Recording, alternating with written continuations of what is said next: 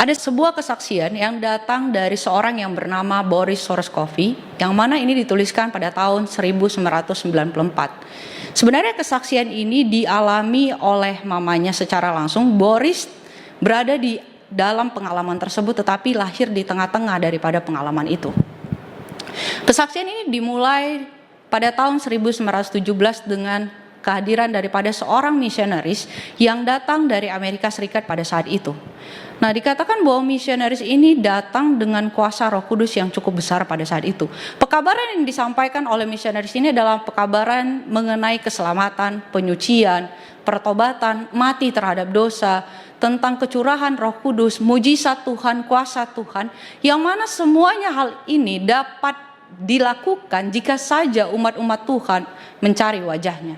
Nah, ini adalah pekabaran yang dikabarkan selama 7-8 tahun. Karena begitu berkuasanya dikatakan pekabaran ini, akhirnya dikatakan ribuan orang bertobat pada saat itu di Rusia dan mengenal tentang Tuhan pada saat itu. Bagaimana cara pekabaran ini bisa terjadi dan mencapai sampai ribuan orang? Dikatakan Tuhan akan menuntun ada satu orang, di mana orang tersebut nanti dituntun Tuhan untuk berpuasa dan berdoa. Kemudian setelah orang ini berpuasa dan berdoa, Tuhan akan menuntun dia ke kota mana dia harus pergi. Bukan hanya kota yang mana yang harus pergi, dia akan dituntun ke rumah yang mana dan siapa yang harus ditemui. Dan ketika dia sampai ke rumah tersebut, dikatakan memang benar orang tersebut sudah siap untuk menerima Tuhan. Dari satu rumah hingga akhirnya pekabaran ini menjadi tersebar ke seluruh desa dan akhirnya seluruh desa diselamatkan. Inilah bagaimana cara mereka untuk mendapat sehingga terjadi kebangunan yang cukup besar pada saat itu. Dikatakan oleh mamanya Boris pada saat itu kepada Boris bahwa mujizat banyak sekali terjadi pada saat itu.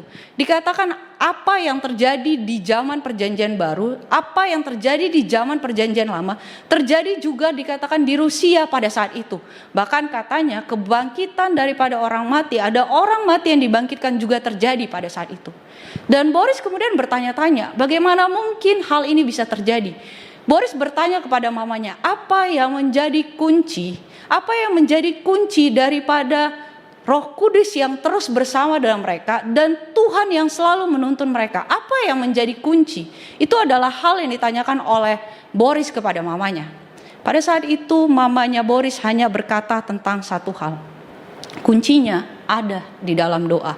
Sama seperti yang dilakukan oleh rasul-rasul di zaman perjanjian baru ketika terjadi kecurahan Roh Kudus, adalah doa yang sungguh-sungguh dan tidak berkeputusasaan, adalah hal yang menjadi kunci di mana Roh Kudus bersama-sama dengan mereka pada saat itu. Dikatakan di mana ada 3-4 orang berkumpul, mereka akan membentuk suatu pertemuan di mana ada ibadah di situ. Dikatakan bahkan ketika mereka masuk ke dalam rumah ibadah itu, mereka sadar bahwa Tuhan hadir di sana. Begitu besarnya kuasa Tuhan, kehadiran Tuhan dapat mereka rasakan pada saat itu. Sehingga ketika mereka datang, mereka akan datang dengan perlahan, dengan kesadaran penuh bahwa Tuhan hadir di sini dan mereka mengakui dosa mereka. Karena jika tidak mengakui dosa mereka, dikatakan bahwa Tuhan akan berbicara kepada mereka untuk mengakui dosa mereka. Itulah hal yang terjadi dikatakan pada saat itu selama di Rusia selama 3-4 tahun. Nah, setelah 3-4 tahun dikatakan bahwa pada tahun 1928, pada tahun 1928 di setiap pertemuan ibadah ada suara Tuhan yang terdengar yang mengatakan tentang hal yang sama. Suara itu berisi tentang peringatan tentang akan adanya satu bencana kelaparan dan satu pertumpahan darah dan penderitaan yang akan terjadi di negara tersebut.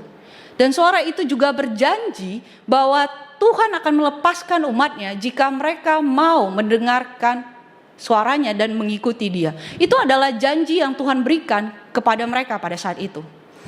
Dan itu diberitahukan dari setiap kelompok dan tiap kelompok dan tiap kelompok.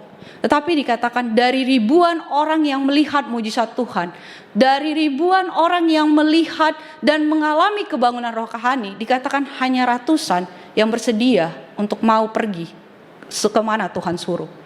Boris menuliskan seperti ini. Dia menuliskan bahwa tidaklah cukup dikatakan kita diselamatkan. Tidaklah cukup dikatakan bahwa kita memiliki kuasa Roh Kudus. Tidaklah cukup dikatakan bahwa kita melihat atau mengalami banyak mujizat. Ya, itu semua baik dan harus merupakan pengalaman dari kebangunan daripada bagian kehidupan gereja. Tetapi katanya akan datang waktu di mana setiap orang akan membayar upah daripada penurutan, meninggalkan segalanya untuk melakukan apa yang Tuhan mau dan pergi kemana Tuhan suruh. Dikatakan akan datang waktu di mana kita harus membayar upah daripada penurutan tersebut. Dan pada saat itu, ketika dari ribuan orang yang dipanggil, hanya ratusan orang yang bersedia untuk pergi, meninggalkan segalanya dan pergi kemana Tuhan suruh. Dan dikatakan setelah itu, mereka kelompok yang bersedia untuk pergi, membentuk kelompoknya lagi dan mereka berdoa kepada Tuhan, bertanya kembali kepada Tuhan, kapan kami harus pergi dan kemana kami harus pergi. Dikatakan setelah berdoa 3 tahun lamanya, pada tahun 1931, Tuhan berkata dalam kelompok itu bahwa umatku sekaranglah waktunya untuk keluar. Perlu diketahui pada saat itu sebenarnya mereka bukanlah orang yang tahu berpergian jauh, tidak pernah berpergian jauh, tidak tahu kemana harus pergi dari satu kota ke kota yang lain.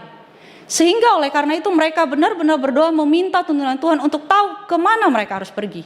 Dan dikatakan oleh mamanya Boris pada saat itu bahwa banyak sekali mujizat yang Tuhan lakukan. Mereka dituntun dari satu kota ke kota yang lain. Bukan hanya dituntun, mereka dituntun untuk menemui satu rumah ke rumah yang lain, hingga akhirnya mereka sampai tiba di perbatasan Cina.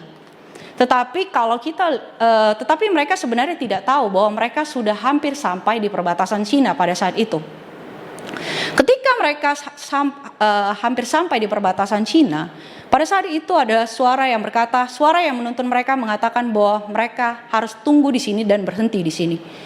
Oleh karena pada saat itu mereka jumlah yang cukup banyak dan mereka tidak mempunyai tempat tinggal, akhirnya mereka pergi ke bagian pedesaan dari tempat itu, kemudian mereka membangun tempat tinggal di sana. Suami-suami akan pergi ke kota untuk mencari pekerjaan sehingga anak-anak dan istri mereka bisa makan.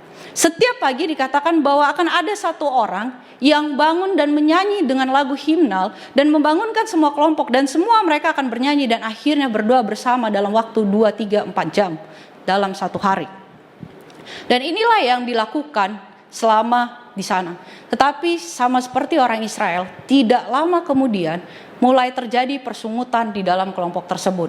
Tidak lama setelah itu istri-istri mulai bersungut-sungut kepada suami, berkata bahwa bagaimana mungkin Tuhan menuntun kita pada saat ini? Tuhan tidak menuntun kita. Tuhan tidak menuntun kita ke tempat ini. Melupakan bagaimana mereka melihat mujizat ketika Tuhan menuntun mereka sampai ke tempat ini. Melupakan bagaimana mereka bisa sampai di tempat ini. Melupakan bagaimana tuntunan Tuhan kepada mereka. Itulah yang mereka meragukan bahwa Tuhan menuntun mereka. Tuhan menuntun mereka ke tempat yang menurut mereka ini tidak mungkin. Akhirnya dikatakan dari ratusan orang yang pada saat itu pergi bersama-sama dengan mereka, kebanyakan daripada kelompok itu memilih untuk kembali ke Rusia. Yang harus diketahui pada saat itu, pada saat ini semua terjadi, Rusia pada saat itu dalam keadaan aman-aman saja. Rusia pada saat itu bukan dalam keadaan kondisi kelaparan, ada peperangan, tidak. Tetapi dalam kondisi aman-aman saja.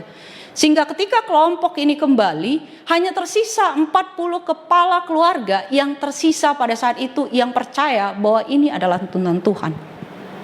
Bukanlah hal yang mudah bagi kelompok ini untuk tetap percaya bahwa Tuhan masih menuntun mereka. Tetapi mereka berdoa lebih sering lagi, lebih sungguh-sungguh lagi, lebih meminta petunjuk Tuhan. Dikatakan 3 bulan setelah kelompok sebagian besar itu kembali, akhirnya dikatakan Tuhan berkata kepada mereka bahwa inilah saatnya untuk pergi. Tuhan berkata kepada mereka inilah saatnya untuk pergi. Kemudian mereka bertanya, Tuhan bagaimana cara kami pergi? Karena ternyata mendekati di awal-awal tahun 1932 mulai terjadi pengawasan dari pemerintah bagi yang keluar dari negeri.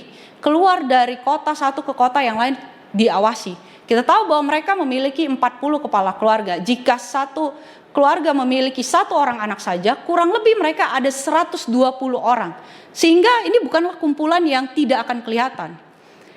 Dan mereka bertanya, Tuhan bagaimana cara kami pergi? Karena sekarang kami diperhatikan oleh pemerintah keluar masuknya daripada negara, keluar masuk negara. Akhirnya pada malam, pada saat mereka sedang berdoa, Tuhan berkata, sekaranglah saatnya pergi. Bukan hanya Tuhan menuntun mereka, mengatakan mereka harus pergi, dikatakan bahwa Tuhan membagi mereka dalam 4 kelompok. Bahkan Tuhan menentukan siapa yang menjadi kepala daripada setiap kelompok. Tuhan menentukan kepala dan membagi mereka dalam 4 kelompok. Pada saat malam ketika mereka percaya untuk pergi, ada sebuah badai yang Tuhan berikan pada malam hari itu yang menyembunyikan mereka sehingga mereka bisa pergi. Ini mengingatkan saya terhadap sebuah cerita di dalam Perjanjian Lama di mana orang Israel ketika berada di depan Laut Merah dan di belakangnya ada tentara Firaun yang mengejar mereka. Pada saat itu Tuhan juga mengirimkan kegelapan sehingga menaungi mereka, sehingga orang Mesir tidak bisa melihat daripada orang Israel. Dan hal yang sama juga terjadi kepada mereka. Mereka dituntun dalam arah yang berbeda-beda, tetapi mereka pada akhirnya bertemu di Cina di satu tempat. Ada 2 pengalaman kelompok ini yang cukup menarik yang saya baca di situ. Ada kelompok yang pertama dikatakan mereka dituntun melewati daerah yang bersemak-semak duri. Jadi ada di satu sisi Tuhan menuntun mereka ke kanan, ke kiri. Ada di satu sisi bahwa Tuhan menuntun mereka ke kiri. Tetapi pemimpin pada saat itu ketika dia melihat jalan yang ada di kiri, jalannya itu penuh dengan semak duri dan sempit. Sedangkan jalan yang lurus itu lebar dan sepertinya lebih cepat dan lebih aman. Akhirnya dikatakan bahwa mereka memilih, pemimpin ini berkata, udah kita jalan terus aja. Tidak mengindahkan petunjuk Tuhan yang mengatakan harus ke kiri. Setelah mereka memilih untuk jalan lurus, dikatakan bahwa tidak terdengar lagi suara Tuhan berkata kepada mereka. Tidak ada tuntunan yang berkata ke kiri dan ke kanan. Dan tidak jauh dari situ, rupanya ada lumpur hidup di mana sang pemimpin terjatuh karena dia yang ada di depan.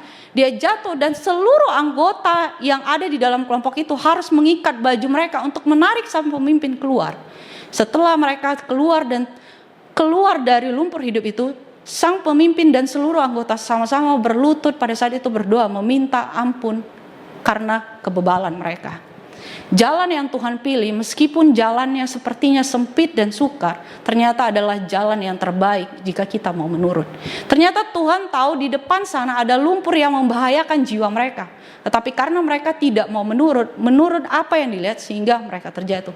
Singkat cerita akhirnya mereka memilih, Tuhan menuntun mereka untuk kembali dan melalui jalan yang sama. Nah ada satu kelompok yang lain yang cukup menarik juga. Tuhan menuntun mereka ke padang gurun pada saat itu.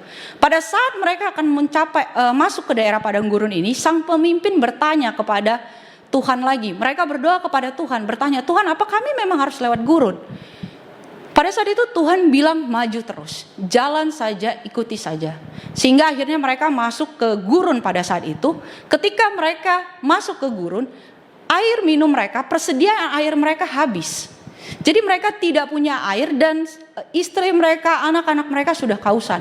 Akhirnya mereka berlutut lagi kepada Tuhan, berdoa lagi kepada Tuhan dan berkata, Tuhan kami sudah tidak punya air untuk minum dan kami sudah kausan. Kita bayangkan itu gurun begitu dengan terik panas matahari sehingga mereka benar-benar berdoa pada saat itu meminta Tuhan. Tapi Tuhan kita adalah Tuhan yang penuh kuasa.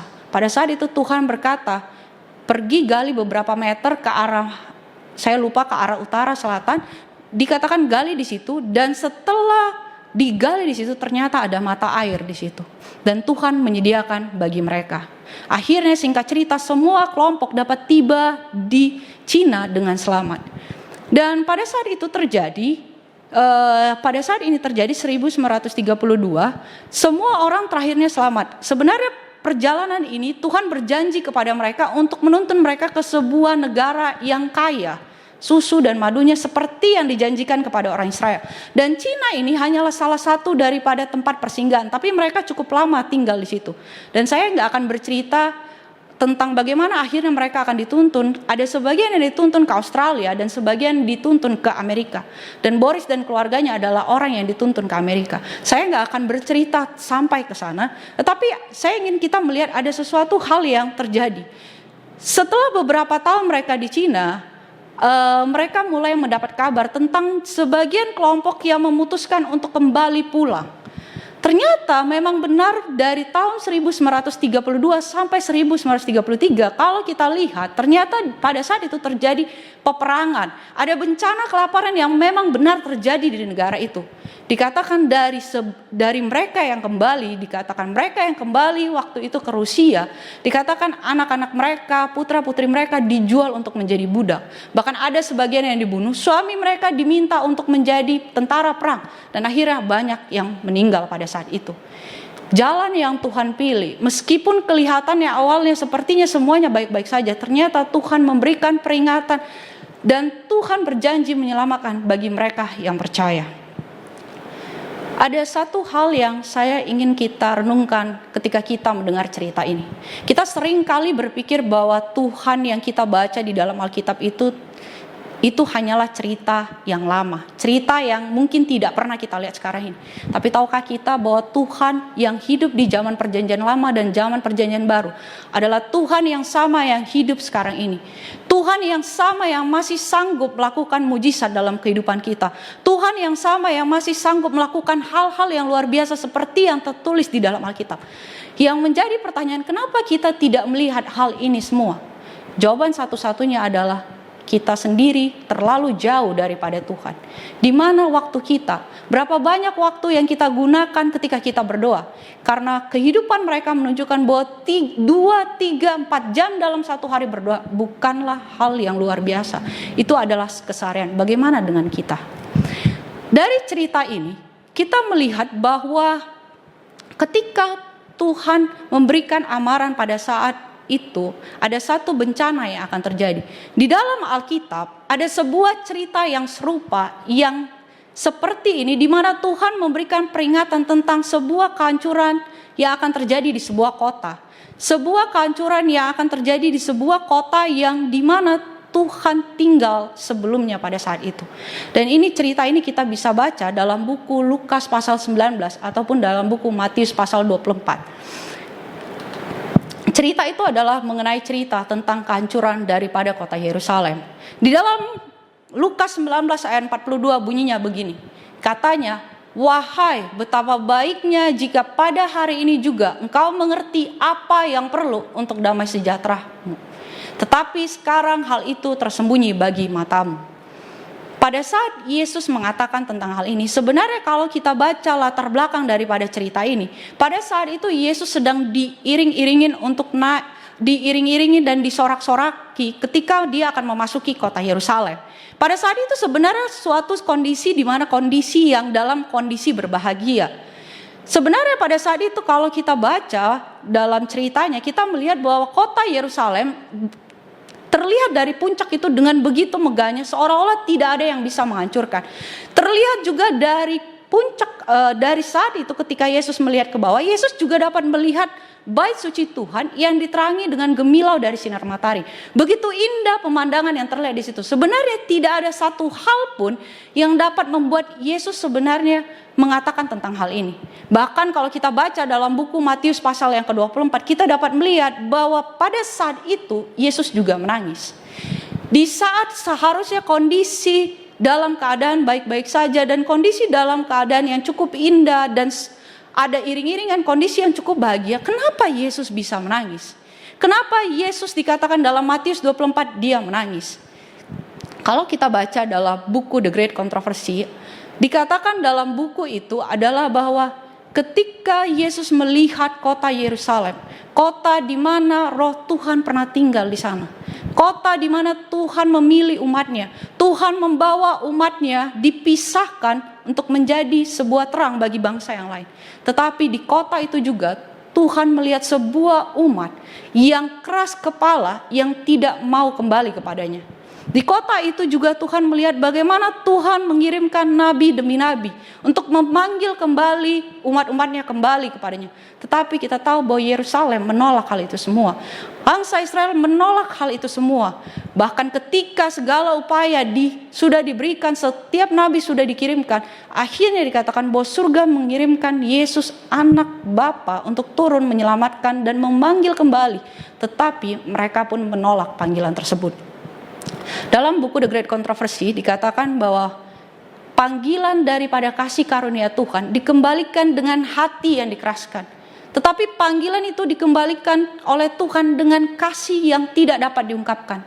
Tetapi Israel telah membalikkan matanya dari satu-satunya penolong mereka dan satu-satunya teman baik mereka.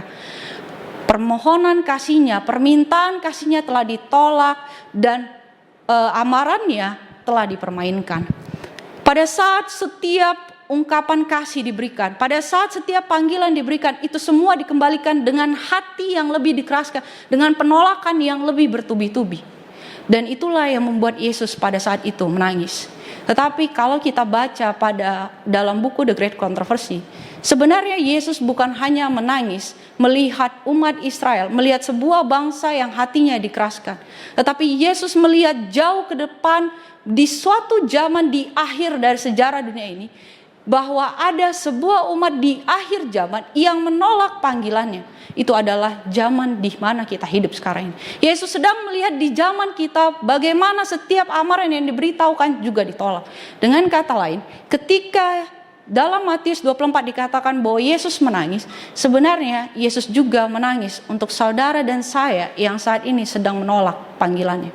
Yesus menangis pada saat itu bagi kita yang hidup sekarang ini, yang sedang menolak panggilannya, yang sedang bermain-main dengan panggilannya.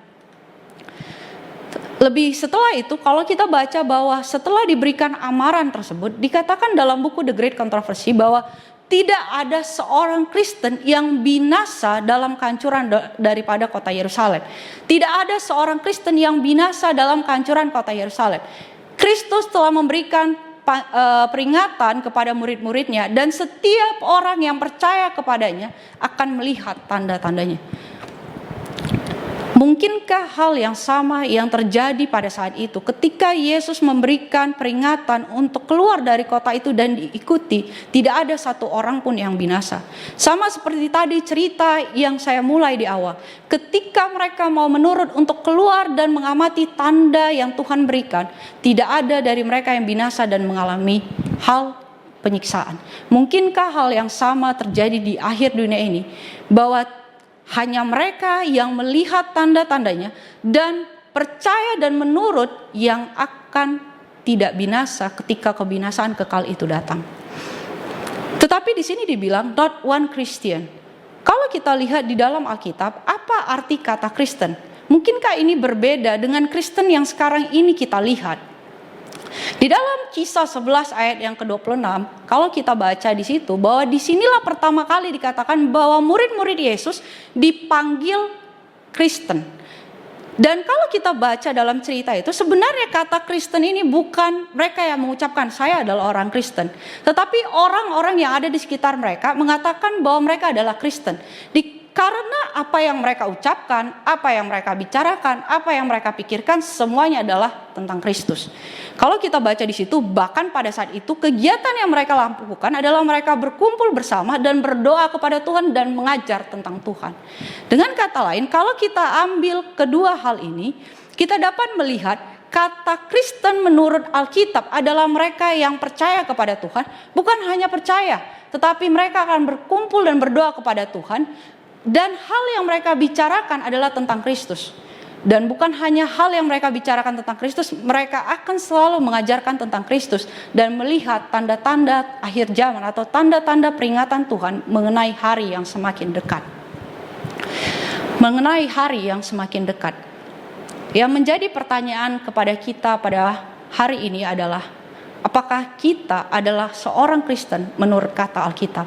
Apakah orang lain dapat melihat bahwa Kristus ada dalam kehidupan kita tanpa kita perlu mengatakan bahwa saya adalah orang Kristen? Dapatkah orang lain melihat Kristus dalam kehidupan kita? Adalah pertanyaan yang saya ingin kita renungkan ketika kita mendengar kata Kristen di sini. Lebih lanjut dalam buku The Great Controversy dikatakan bahwa kehancuran daripada kota Yerusalem merupakan suatu peringatan, suatu amaran kepada setiap orang yang bermain-main dengan panggilan kasih Tuhan dan menolak panggilannya. Dengan kata lain, kalau kita lihat di sini, Kehancuran daripada kota Yerusalem merupakan sebuah amaran kepada kita, sebuah peringatan kepada kita tentang kita yang sekarang ini mungkin masih bermain-main dengan panggilan Tuhan. Mungkin pada saat ini kita tahu bahwa ada hal-hal, ada dosa-dosa yang Tuhan minta kita untuk tinggalkan, tetapi kita masih bermain-main dan suka dengan dosa tersebut. Mungkin saat ini kita masih melihat bahwa Tuhan mengatakan kepada kita, kita harus meninggalkan hal ini karena kita jadi jauh daripada Tuhan. Tapi kita masih bermain-main dengan panggilan Tuhan. Apakah kita adalah orang yang masih bermain-main dengan dosa? Karena Tuhan berkata pada hari ini bahwa kehancuran daripada kota Yerusalem merupakan amaran, merupakan peringatan bagi kita yang sekarang ini sedang bermain-main dengan dosa dan melawan panggilan Tuhan. Di akhir daripada buku The Great Controversy di pasal yang kedua ada satu hal yang cukup penting dan menarik. Di sini dikatakan, there is another and more important question. Ada satu pertanyaan yang lebih penting katanya, yang harus menjadi perhatian daripada gereja sekarang ini. Rasul Paulus dikatakan dalam 2 Timotius 3:12 berkata bahwa setiap orang yang hidup di dalam Tuhan, di dalam Yesus akan menderita penganiayaan. Kenapa dalam buku itu ditanyakan, kenapa dikatakan penganiayaan itu sepertinya sekarang tertidur? Jawaban satu-satunya bahwa karena gereja sudah menjadi serupa dengan standar dunia, sehingga tidak membangkitkan pertentangan. Keagamaan yang hidup sekarang ini bukanlah dikarakteristikkan dengan sebuah karakter yang suci dan murni yang menandai kehidupan daripada umat-umat Kristen di zaman yang mula-mula. Karena dikatakan bahwa ada banyak kompromi dengan dosa sehingga begitu sedikit hati kita untuk Tuhan. Sehingga dikatakan bahwa Kristen itu begitu populer dengan dunia. Di akhir dari situ ada sebuah panggilan yang diberikan. Biarlah terjadi sebuah kebangunan iman dan kuasa dari gereja mula-mula. Dan biarlah roh daripada penganiayaan itu dibangkitkan dan api penganiayaan itu dibangkitkan kembali. Dikatakan ini merupakan sebuah panggilan bagi kita untuk mengembalikan sebuah kehidupan. Kehidupan di mana Tuhan menjadi pusat utama dalam kehidupan kita. Kehidupan di mana kita menghidupkan sebuah kehidupan yang dihidupkan oleh jemaat, oleh murid-murid Yesus di zaman mula-mula. Sebagai satu kesimpulan dari hari ini, dari khotbah yang akan saya berikan, saya ingin mengambil dari Lukas 18 ayat 8b. Dikatakan dalam Lukas 18 ayat 8b, nevertheless, when the Son of Man come, shall he find faith on the earth? Namun demikian, ketika anak manusia datang, akankah ia menemukan iman di bumi? Kalau kita baca perikop itu, sebenarnya perikop itu tidak berbicara tentang akhir dari sejarah dunia, tetapi dia berbicara tentang doa yang tidak berkeputusan. Kalau kita baca dalam cerita itu, ada seorang hakim katanya yang tidak jujur, tidak adil dikatakan, dan ada seorang janda yang meminta supaya perkaranya dimenangkan. Dan katanya dalam cerita itu dikatakan bahwa si hakim tidak mau membela perkara wanita ini. Tetapi karena wanita ini terus-menerus meminta dan hakim ini merasa terganggu, akhirnya hakim ini berkata, ya udah saya berikan aja apa yang diminta oleh orang ini. Di dalam cerita itu Yesus mengatakan bahwa bukankah Bapa kita tidak seperti hakim itu? Bukankah dia sangat ingin untuk menjawab setiap doa kita? Bukan hanya itu, bukankah dia sangat ingin untuk melindungi setiap umat-umatnya di akhir zaman?